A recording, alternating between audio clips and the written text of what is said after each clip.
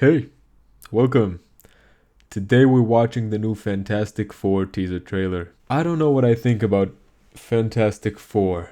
I loved the first movies they made, the old Fantastic Fours, with Chris Evans as the Torch, as the Human Torch, and these were some of the best movies back in the day. And then they brought back Fantastic Four with the movie Fantastic Four with these guys, which was an absolute abomination. Although the Thing here looks pretty good. And now they dropped a new Fantastic Four. I think it's supposed to be set in the 60s. It has kind of a 60s aesthetic. I can't lie, it's not my first time watching it, but let's watch it for the first time without interruptions, and then we'll watch it again and pause and see what we can talk about. Let's get to it.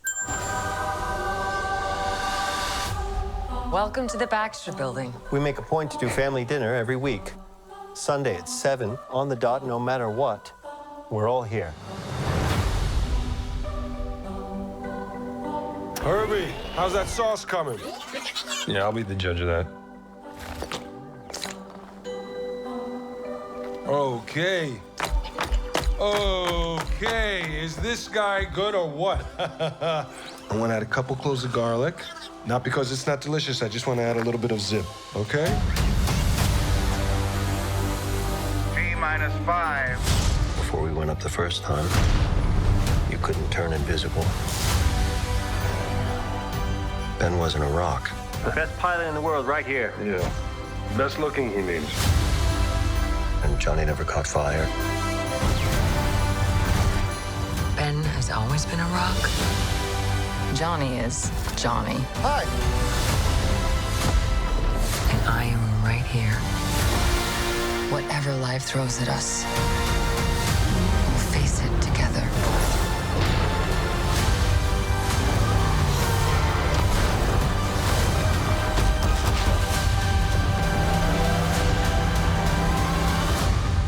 As a family.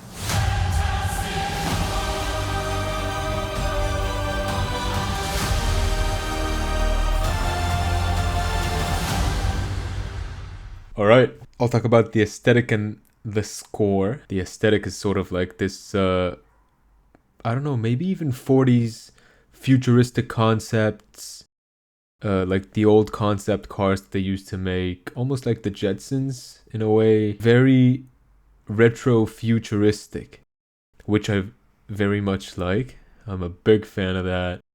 The old cars, even the rocket they were on, you could see that it looked almost like a concept car back in the 50s, which is incredible. The score is great for the Fantastic Four. I do not know who made that, but it sounds really great. The theme song they have. Now let's talk about the things I like a little less. So it starts off, you get the view Welcome of to the their Baxter Building. We make a point to do family dinner every week. Sunday at 7, on the dot, no matter what. Let's pause.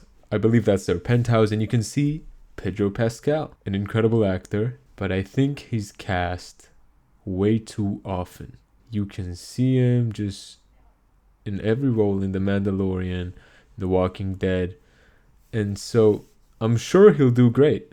It's a bit harder to connect with a character when it's played by an actor you've seen so many times recently in different roles. And since this is a superhero movie, you need to kind of immerse yourself in that experience to believe that it's real, at least for the 90 minutes that you're watching the movie. And when you see Pedro Pascal's very recognizable face on screen, you saw him in the Gladiator 2 as well, it's a bit harder to find that immersion. Although he's a wonderful actor, I'm sure he'll do a fantastic job. No pun intended.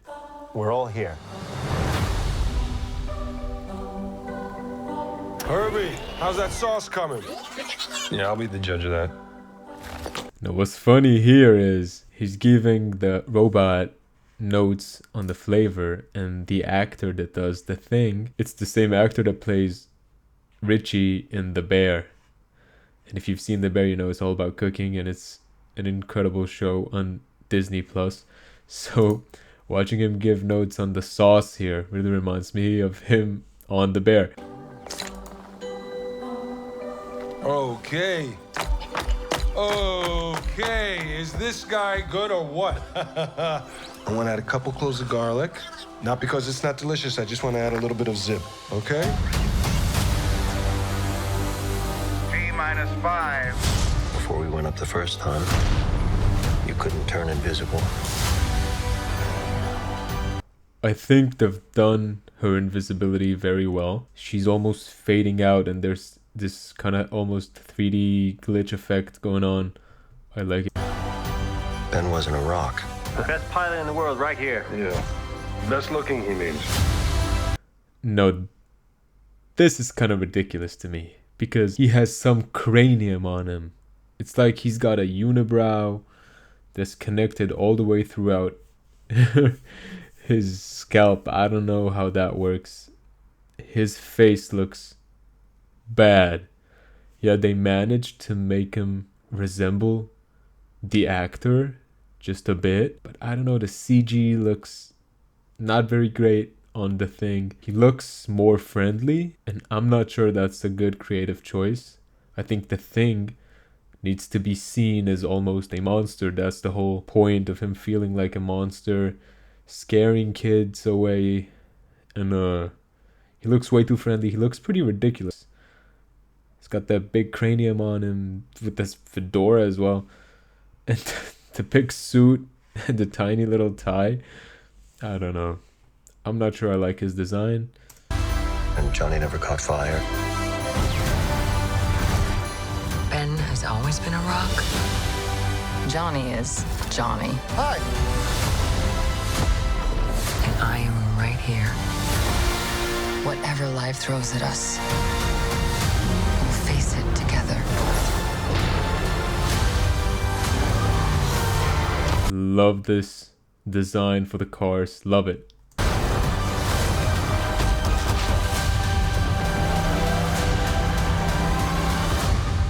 As a family. And the final shots is them with the logo in the back, wearing their suits. Very retro-esque suits. Overall a good look. Seems like an old comic book.